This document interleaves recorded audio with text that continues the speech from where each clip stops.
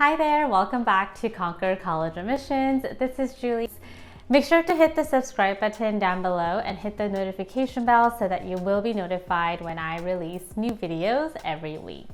As you know, I love talking about all things mindset because it's just really dear to my journey growing up as an Asian American immigrant. And whether I'm an immigrant or not, I don't think that really matters, just because we all go through limiting beliefs, anxiety, confusion, feeling like you're not good enough, and feeling lost. And we all go through these feelings as human beings. And I definitely struggled with all of those things growing up as a high school student, college, grad school, and even now a little bit. And I'm always learning. I hire coaches, I read a lot of books, I learn a lot about how our psychology works, and I'm always learning and I'm always growing.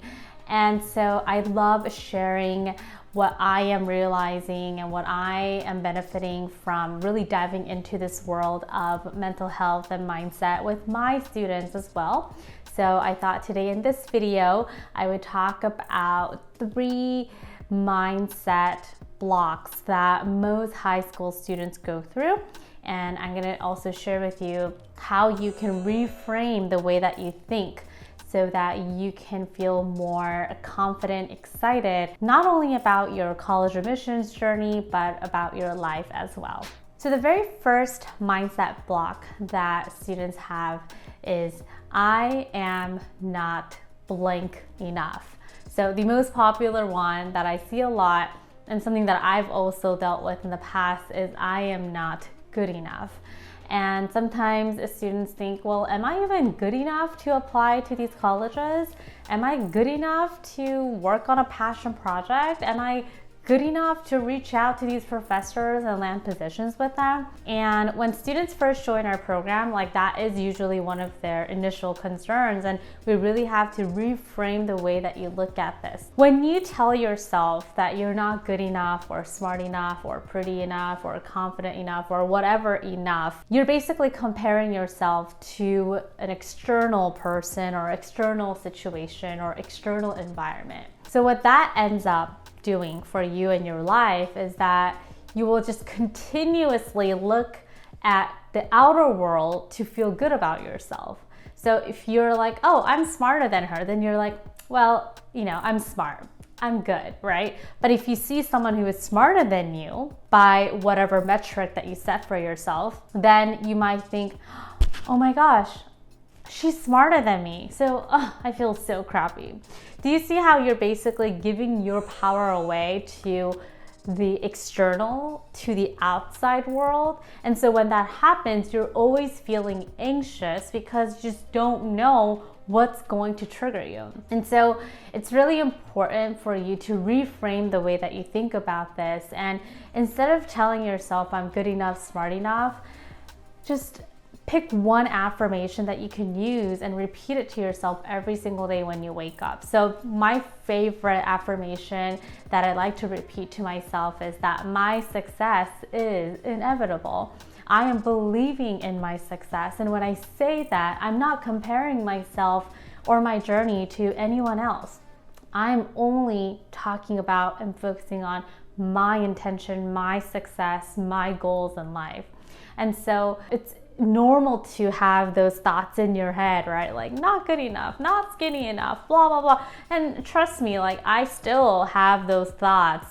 And so I have to really be aware of the fact that I am thinking that, and then put an end to it, and then reframe it to another powerful affirmation or intention that will serve me and not make me feel crappy. You have a lot of power than you think. You have to really use your willpower and your grace to make all of this happen. And it takes practice, but obviously we're living a beautiful life on this planet, so it is our responsibility to be more active instead of being passive about what we put into our heads and what we think and how we feel. So that is the first strategy for you. The second mindset block that I see a lot of students go through is that I am not passionate about anything. And let's just demystify the word passion a little bit. I know my company's name is Passion. I know our system is Passion Project. And I know we use that word really frequently. However, the word passion is not really that meaningful. And let me tell you why.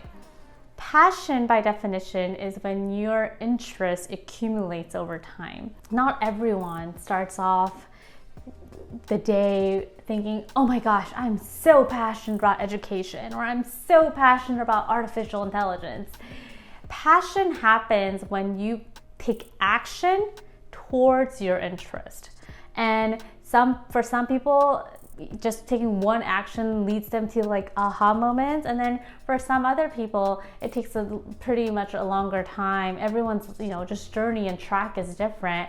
The more action you take, you're getting closer and closer to your passion, which is the reason why I encourage all of my students to work on a passion project, to reach out to professors and connect with them, because it's having you take action. And when you take action, you get more excited, you have more clarity, you start to find things about yourself, your gift, your talent, your strength, your weaknesses, right? Not everyone is good at everything. And so those things lead you to get closer to your passion. So if this is where your passion is and you're right here, you have to take action to get here. You can't just be like I'm in my room, don't know what my passion is. Like, that's not how it works, okay? Instead of telling yourself, I'm not passionate about anything, instead you want to reframe it and say, what is an action step that I can take today or this week or this month so that I can get closer to my interest and I could explore my interests? And that